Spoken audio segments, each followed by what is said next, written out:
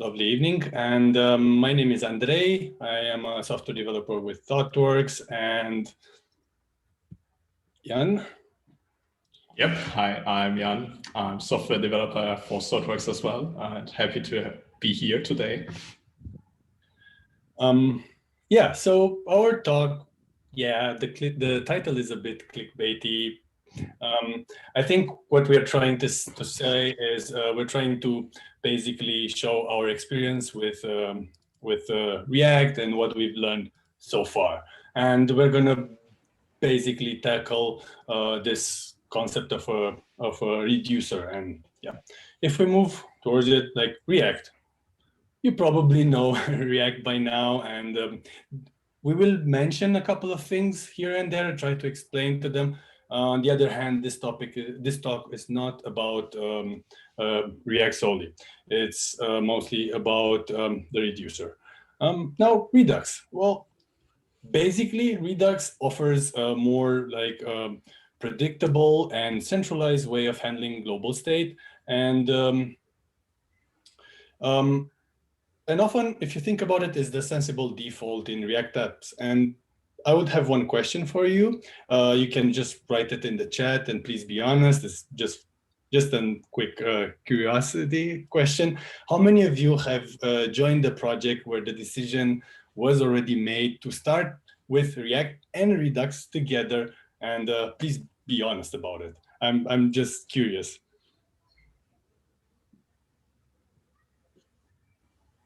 All right, I seem to have a lot of plus ones. I cannot follow anymore. Yeah, that's what we thought as well, right? And hence our title. So I hope we got you curious.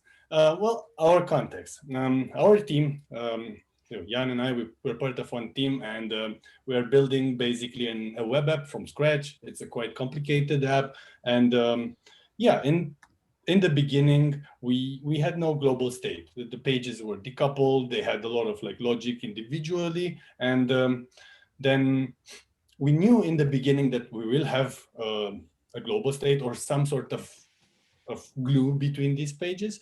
What we did not know is how would it look like. And based on the information, or basically based on the lack of information, we didn't want to make a decision, and we pushed it forward. So as time passed, we started having a state here, something there, some global action here and there. We thought, okay, let's add one context provider, a second one, a third one. By the way, in case you don't know what a context provider is, it's basically it provides you a way to share values throughout the components without passing them as props. So we ended up with something like this. You don't even need to bother looking at it. It's ugly, right? We have 3 message providers. Maybe you can follow my mouse. And and like one provider, fine, right? You can do that. 3, too much. It becomes harder to follow. And we somehow also managed to intertwine the data and the functions between them. And the code just looked weird. I mean, this is already stripped down. In reality, it was far weirder. And this led to code application between the providers. The readability went to poop.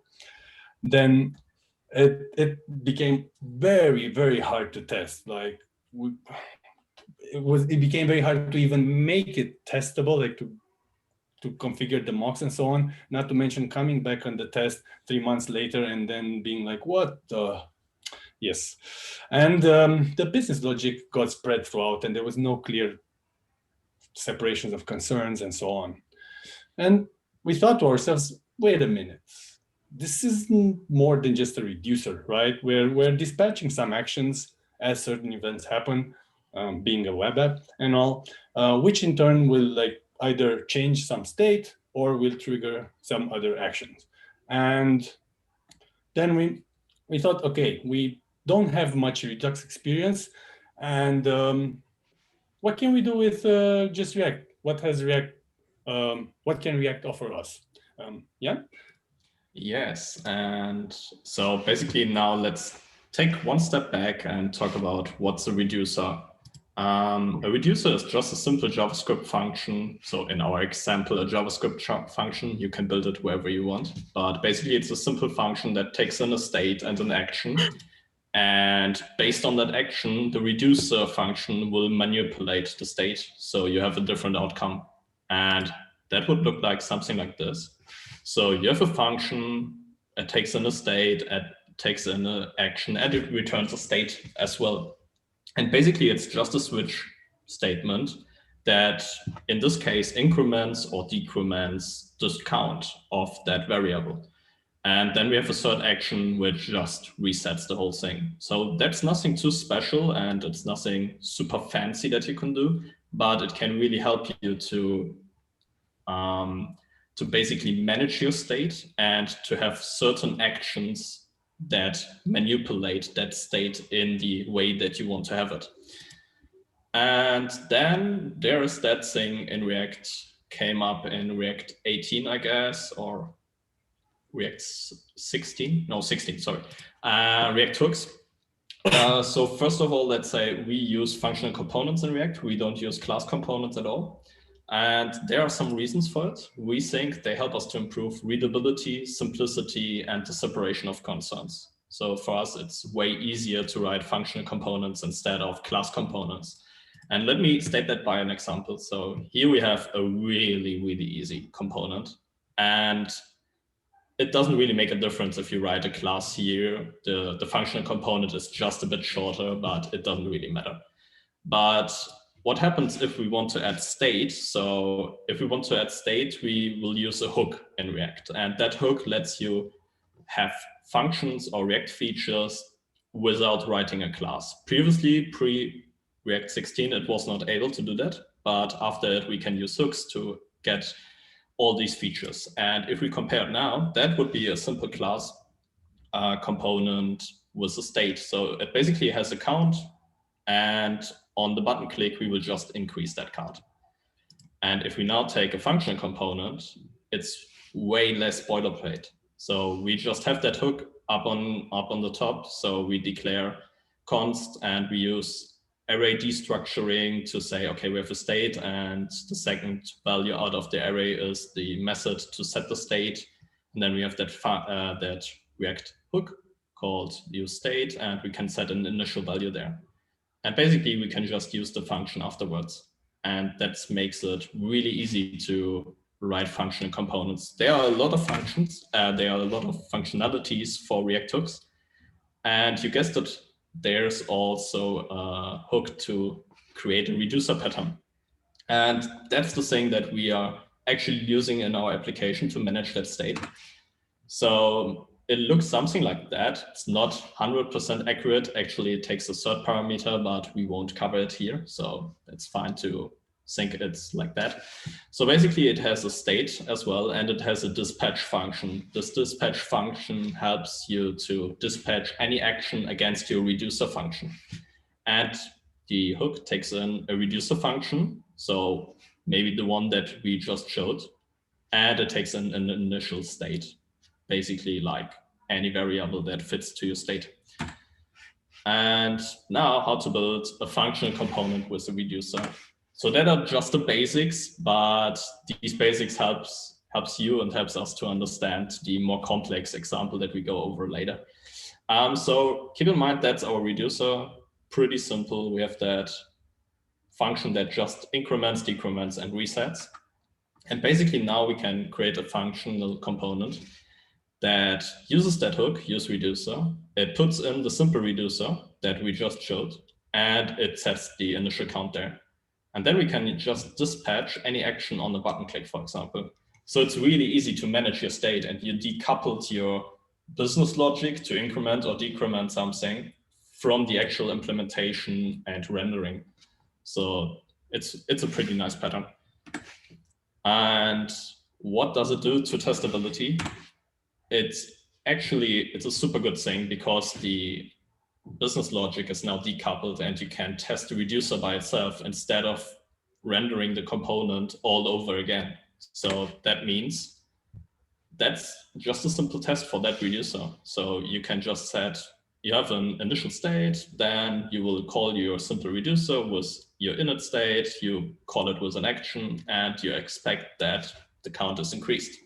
The same thing goes for the decrement. Sorry, there's a typo. But what does it get us? It makes our test way cheaper. So because we don't have to render everything, and rendering costs, it's just slow and it's harder to understand when you have to set up some mocks or you have to understand how React works internally, for example. And by just using that and by just using a pure JavaScript function, it just makes it way easier to test everything. And it's way easier to understand throughout your team or throughout your company. Yeah, and now back to our context. Yeah, so you remember this ugly piece of code, and that's being kind. Well, now that we know what the reducer pattern is and we know how to implement it with React, let's go ahead and create our, see how we evolve to our global reducer. Well, basically what we did with that three context providers, and by the way, there were more to follow, so it doesn't scale if you're asking that question. We ended up creating one global reducer, and then we will share this one with one provider. So it makes it way simpler, like this. Basically, you can see very clear, like in the first line, it creates the reducer. We don't have to bother with what the reducer's logic is. That's all in the create context reducer function, which we'll see later. It starts with an initial state. It could be nothing in there, like everything set to undefined or whatever the default is. It could also very well be something which you read from some persisted values, let's say. And then you get two functions out of, you get two components out of there, the state and the dispatch function, and then you share them in a provider. And then like you use it just like any other provider, and you get the state, you get the dispatch and your components, and you use them. So either maybe you might be interested just in the state or just in the dispatch, or both, easy. And like TypeScript, which is another sensible default nowadays for React, makes it even better. Why? Well, I mean, let's focus on, I'm going to start reading the code from top to bottom. If we look at the first part, it's where we have our create context reducer function. What it does is, I promised you, it's a function which takes two arguments, the state, the current state, which is of a sales process state, and an action, and it will return the new state. Now, the state is nothing more than basically data. So you can have in there as many things as you want to. You can define the type howsoever you want to. Nothing complicated. The action, on the other hand, is just another, it's basically a group of actions. And what basically the most important thing here to notice is the type. In each and every action will have the type, and that's the way we can differentiate between each of them individually. And additionally, they can pack data. Not necessarily, like for example, clear vehicle. Well, clear vehicle won't pack anything. It will just be having a type, clear vehicle, and that's it. And when you dispatch it, how do you use it? You get autocomplete if you're using an IDE which offers this, and you're simply just typing dispatch and then opening the object, type, bam, you already get all the possibilities. And if you're dispatching an event which packs also data, you get autocomplete for what you have to pass in, which makes it super nice. And yeah, Jann mentioned it already. Testing is very easy now. Why is that? Because we have it decoupled, and it's basically just a normal, simple JavaScript function or TypeScript function. And we don't need to mock anything anymore. We can just query our function just by basically sharing the a given state, let's say our intermediary state, and passing it an action. And then we can assert on the output state. Now that to me looks very reasonable, and we can do it for everything we have there. And we can differentiate our tests. And if we look at the components, you can also, all of a sudden, testing the components becomes easier as well, because we can just render them directly in the state we want them to be. We don't have to play any sort of like chain of clicks or of actions to bring them to the point where we want to assert some things. So as I said, you configure the desired state in a provider, and then you start asserting on it. And by the way, if you're not using React testing library, you should go in and have a look. And there's one, I have to mention it, there's one post from Kenzie Dodds about using it the proper way. I would also read that. Needless to say, we also made the same mistakes he mentioned there. So basically, you can also assert inside your components, not only how it gets rendered, but also what it dispatches. If you are dispatching something, you just insert a mock dispatch, and you can go in and assert with what argument it was dispatched with. And yep, and sorry, I went one step behind. So how did we reach here? What's very important to mention is that, like, we had that weird example with a lot of like context providers and so on, and intertwined data, and we started going it step by step. We, I think, started on a Friday afternoon when it got quiet and we had no more we had nothing more to do for that week. We didn't want to start a new story, and we knew this was coming, and we just took the lowermost, the innermost provider, we refactored it out, created our first reducer. We saw it looked cool, it was easier to test and everything else. Everyone was super happy with it. And then we went through and then started removing from the second one, partially, then fully, and so on. So now we have something like this, where you have basically this code on the right. You've seen it before a couple of slides ago. You create a state and the dispatch function, and then you share it. And basically our whole provider 1, provider 2, provider 3 gets transformed into 3 lines of code. Super easy, super neat, simple. And yeah. Sorry, I forgot to unmute myself. So basically, that went pretty good, but after some time we got a bit confused because our components rendered or re-rendered very often, and we were like, okay, what's the problem here? So we have our global state, which is totally fine. That's the way we want to have it for our certain problem. And every dispatch call updates all the components that consume that context. So everything that's updated needs to be re-rendered. That's also fine. Especially that's fine for components that need to be aware of the state. So every component that is rendering a part of that state must be updated if there's an action. That's totally fine. But all the other components that are just dispatching actions were re-rendering as well. And we were a bit confused, why did that happen? And after some research, very deep in the React documents and on some tiny FAQ page, we found out that they state that you should provide 2 providers. So you should have one for the dispatch function and another one for the state. And the reason why to do this is because the dispatch function is like a constant. It will stay always the same, but the state will change over time because it mutates over and over again. And the way how React checks if something is equal is like it checks if the reference is still the same. And that's the problem there, because we are returning a new state over and over again. And then all the components below that provider will re-render over and over again.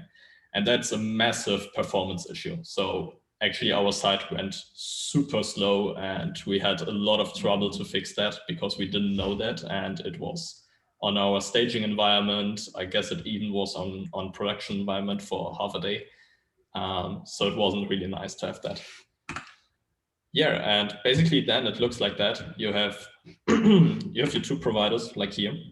And what we did is wrap it into 2 custom hooks.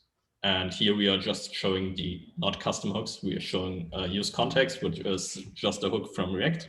And then you can just say, okay, let's use it from the sales process state context. And if you want to have the dispatch function, use context sales process dispatch context. And by that, we separated the state and the dispatch function. Another thing we just want to barely mention is if you have performance issues with re-rendering or anything related to that, take a look at use memo and use callback. These both functions can really help you to improve your performance throughout the whole React page.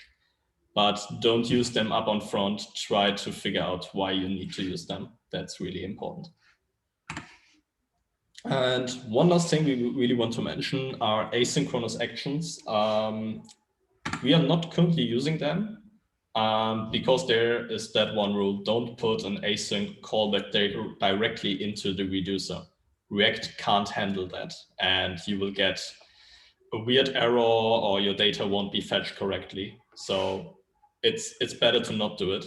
And we would say maybe load the data in the use effect, and whenever the promise is fulfilled, then you can use an action to fire and to mutate your state. But you shouldn't do it the other way around. So it would look like something like this. Basically a use effect that will do it once in the beginning. We fetch data, and when the data comes back, we say result will be dispatched in an action set data, and we put the data in there, as Andrei just showed in the other examples. So yeah, in conclusion, the whole thing is really a work in progress for us. So we are still working on it, and we are currently trying to investigate more into micro front ends. And for micro front ends, that pattern isn't that great, since you have a global state that you don't really want to have, because everything is kind of coupled together, and that's not that nice if you have different versions of React, for example, or if you even have React in a different package. So that's not working for us at all, and we are investigating how we can change that. And have a look into what React can do for you. So there are super helpful hooks, and there are a lot of great features that can really improve your app and the problems that you have within the app, especially when the project grows. And yeah, React hooks are super powerful, and we really like to use them because they increase the readability and the simplicity of our code.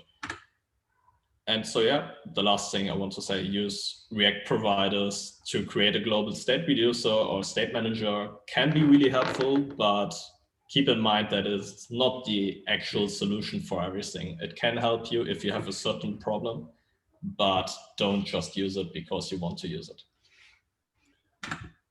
And in a more general mindset, adding more libraries and frameworks might make it more confusing and harder to maintain. Plus, onboarding new people or people who don't have experience with these will just increase their mental load. And most of the libraries are opinionated, so maybe they don't play well together. I don't know. And you might ask yourself, wait a minute, but aren't we implementing Redux all over again?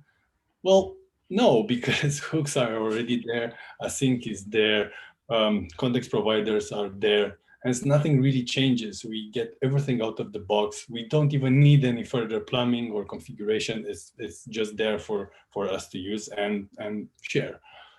And yes, I had to mention it's nothing against Redux. It's just the way how we went with it. And yeah, there isn't a big win in the bundle size decrease, but not having to carry the mental weight by not having a lot of experience with Redux. Yeah, we can say that Redux doesn't come for free. And not to mention that some of our colleagues in the team were not that experienced in JavaScript altogether. So having React, JavaScript, TypeScript, and then Redux, I think that would have been a bit more complicated, and we are quite happy with how it went through. And another point which we thought about it, because this is kind of where we're going to grow if we continue to use it.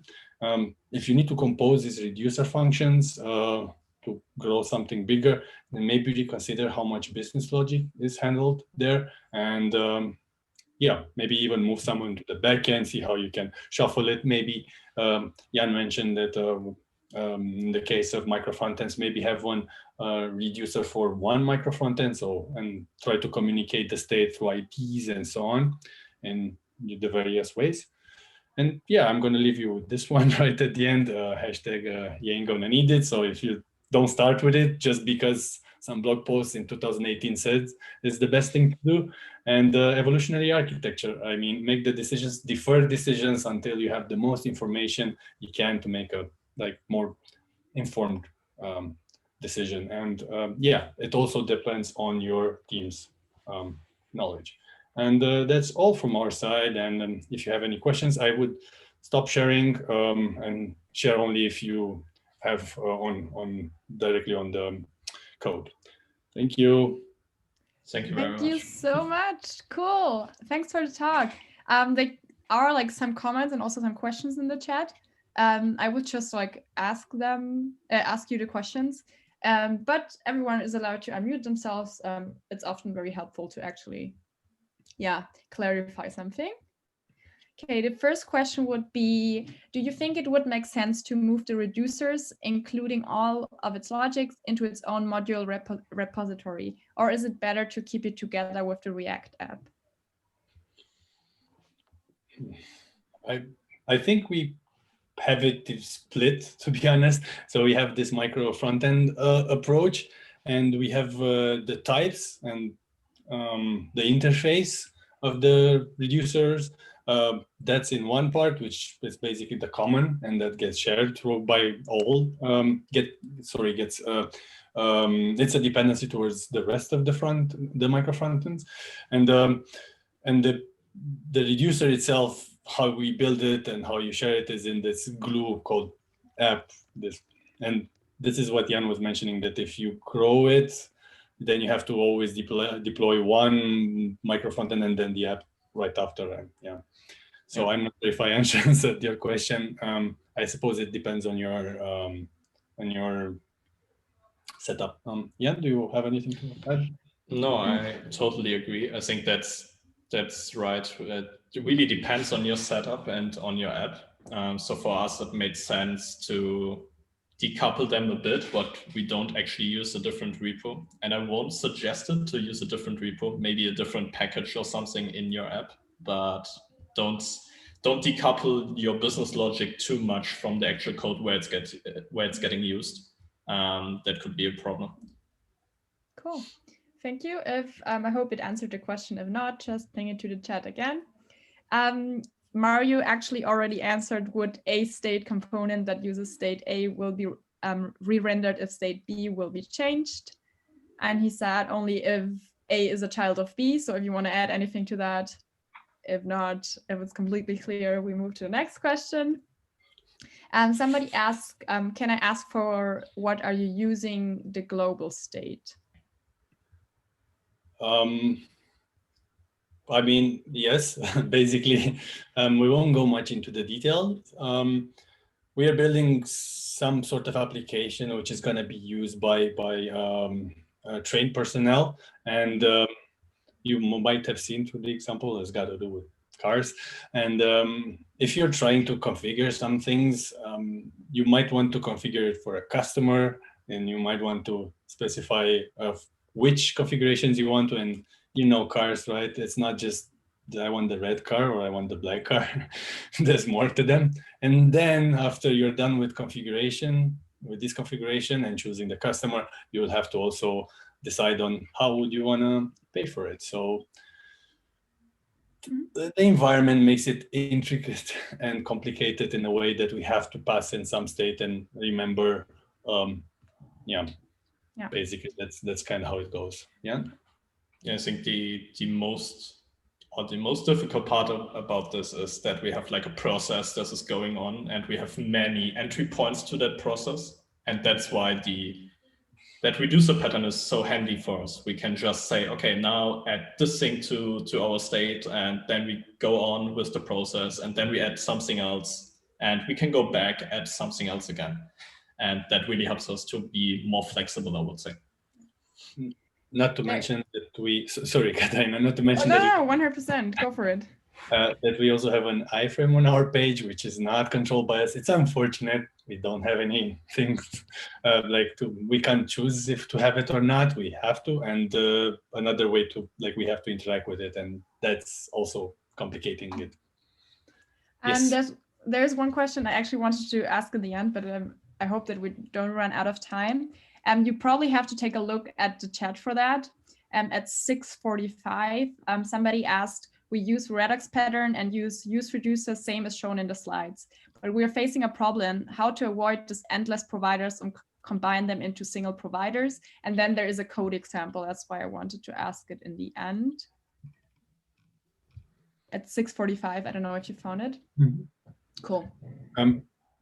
Maybe you can unmute yourself and explain a bit more. I think what I'm trying to understand is it that you have more reducers, or you have a reducer and which is being shared by a provider and another context providers. Can you guys hear me?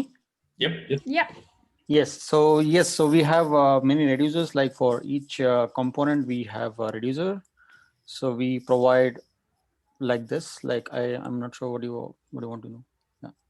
Okay, so you have like a reducer for each component, but do you need to share the state for all of them so that maybe no.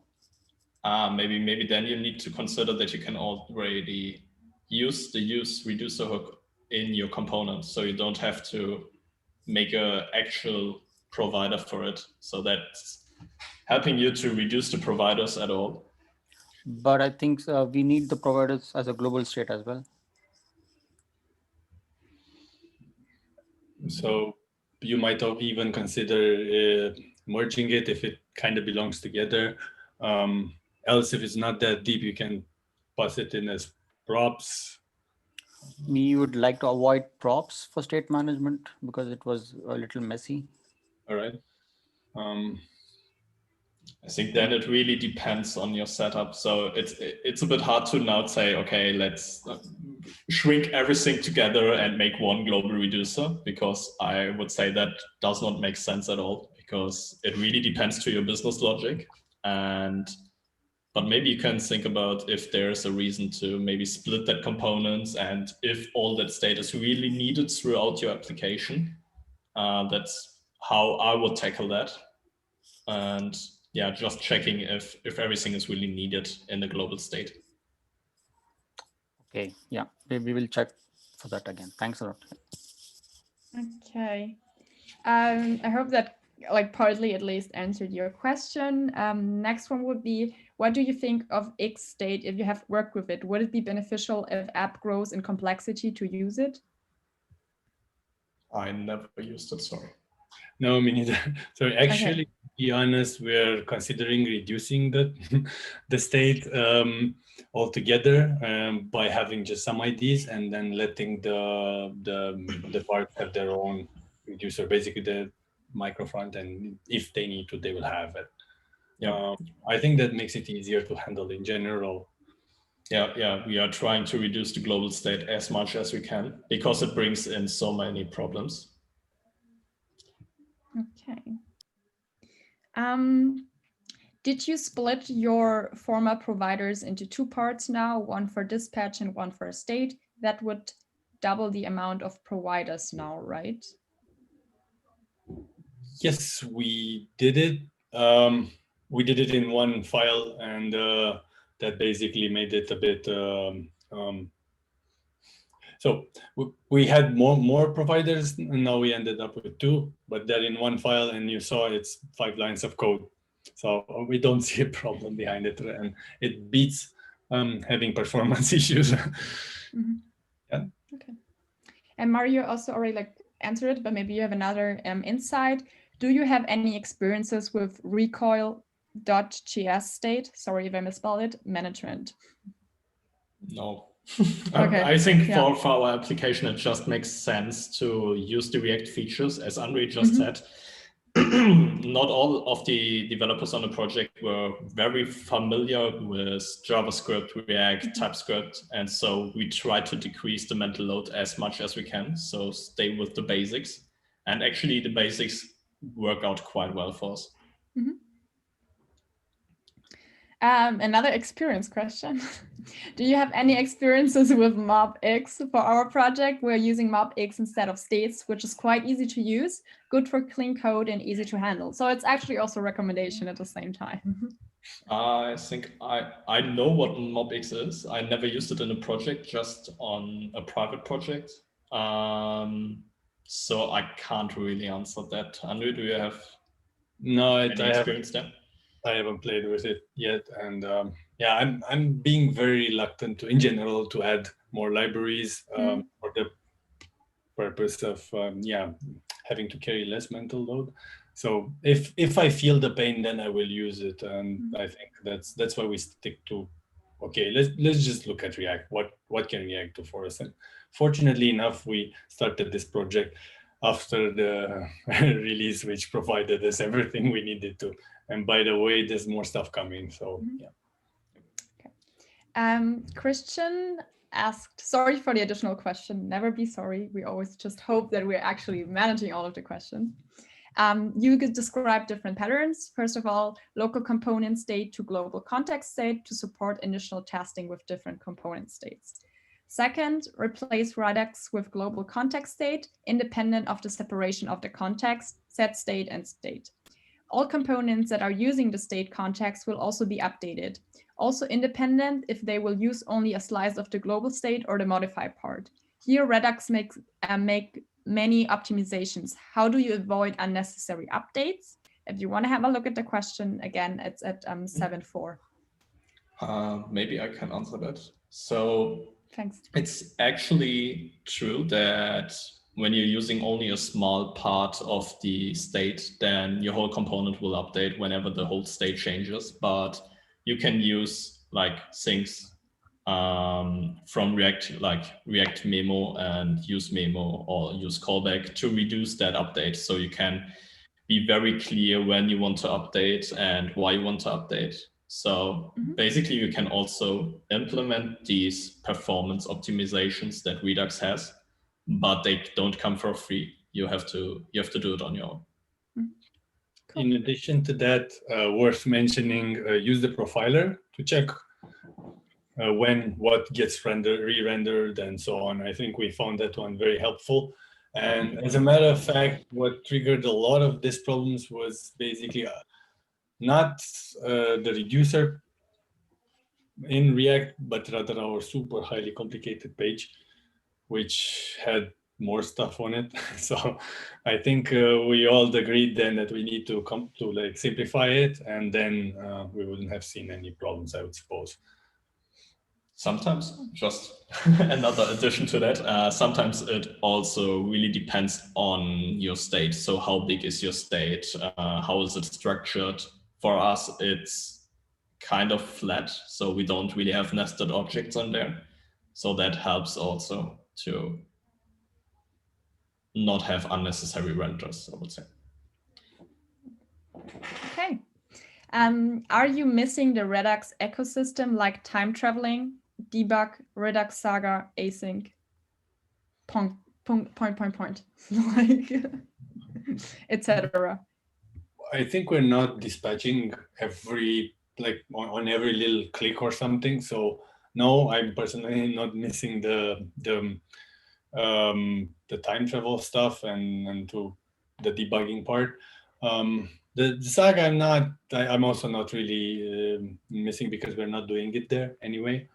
And as I mentioned, like we made the decision of not going with all this stuff because enough people in the team didn't have experience and explaining all this. So we are working on not like a front end and back end, but we are a pair takes a whole chunk, a whole slice, and does it from the front end into the back end, or just the front end if there's a lot of work in the front end. So being how it is, the business part is already quite complicated on its own, and then adding more mental things and the whole opinionated part of like, okay, what to put in Redux, where to put it, how to put it in Saga. I'm not saying that's complicated. I'm just saying that it could be overwhelming for someone new. And we made that decision, and so far it's been working out. And actually, we're moving towards simplifying our reducer even more. And yeah, I think I would say no, not really. That doesn't have to mean that no, this is not a valid case. It's just that we didn't need it. And I guess with our presentation, I wanted to say, have you asked yourself that question? Do you need it, or you have it just because everyone uses it? And yes. Thanks for that.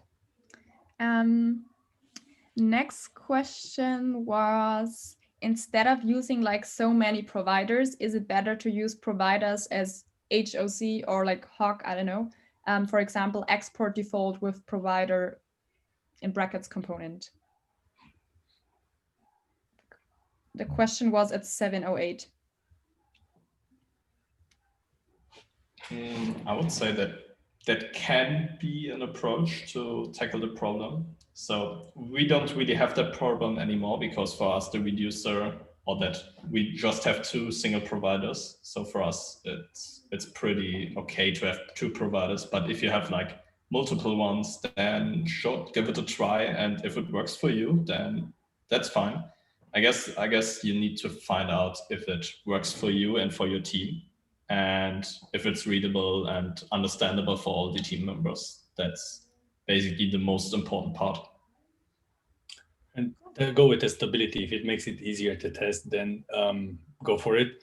In general, if something becomes hard to test, then it's one big spell you can guide yourself about. Yeah. Actually, also like quite a lot of comments. I will save the chat, so just to make sure that you're not missing like any additional recommendations and stuff. What are the compromises of relying only React context to handle state, since React does say using context making React components hard to reuse? Well, if you're using it for everything, yes. Just for this one in general, not really, because we have only one, and our render part, for example, in the test, packs in. You can do we modified it a bit to pack in the state itself, and that's done in one of the page components, let's put it like that. And then the page component will just build upon with normal reusable React components, where you pass not the provider, you don't use the provider there, but you pass in just the state. Mm-hmm. So I think it doesn't change anything in there. It's yeah, you anyways have to do it even with Redux. Yeah, and I think it also depends a bit on how you build your components. So for example, we have 2 styles. We have like containers, which aggregate all the data from a context, for example. And then we have smaller components that are just stating, or that are just displaying the state or handling inputs or something like that. So then we can actually reuse them. And that is really working out for us, I would say. Yeah, actually, we're even we're composing the simple components when we need, let's say, a label, and then you need a bold label or a red bold label. We just build these components, and that doesn't change if you have it as a state or you. Yeah, we're just going to pass the text in as a prop, and that's that. Okay. Have you already evaluated Redux Toolkit? It solves the problem with provider nesting and unnecessary re-renderings. It also avoids having reducers at all. No boilerplate code anymore, since version 7.1, it has also hooks, so no connect HOC anymore. I see no reason to use context API plus use reducer hook anymore. Can you say something to that? Well, you still need the piping to put it all together. Okay. We don't need to do that in just using the context API, which, by the way, is there. We have to use it anyway, or you might use it anyway with your let's say translations. Maybe that's one point where you can put it, or like not translations, sorry, your settings, your global settings, or something like that. So no, we just didn't need to. This thing works. We solved the issues with the unnecessary re-renderings by simplifying the code, and then even looking in the use memo and actually pretty much understanding how React functions. And I don't see that as a minus. Cool. Are there any questions I missed? You can just say, hey, you missed that, and it's totally fine. If not, feel free to ping another one, or if there's a follow-up, give you some time. Also, like, big thanks to Mario, who also like kind of interacted in the chat a lot. I really appreciate that. Yeah, thanks a lot. Thank you. Again, I will just repeat it. This is not bashing Redux in any way. It's just mentioning that, like, maybe you don't need it. Don't add it just because everyone, like, yeah. Yeah, it was just out of simplicity, and we don't really have the need to import a new library. So it was just for simplicity reasons, and the usage of it was really easy as well. Cool. Yeah, thanks so much. Just for the participants, I will, as always, send out a follow-up email probably in 2 days, including the recording of the talk. If you missed the beginning, or I don't know, you know someone who should listen to that or who it would be interesting for. I normally just send it to the people who RSVP'd with yes. So if you did not do that, you probably have to ping me a message in Meetup. Cool. Thanks so much, everyone. Thank you. If there are no questions left, thanks so much for joining, everyone. Thanks and have a nice evening. Have a nice evening, everyone. Bye. Good evening.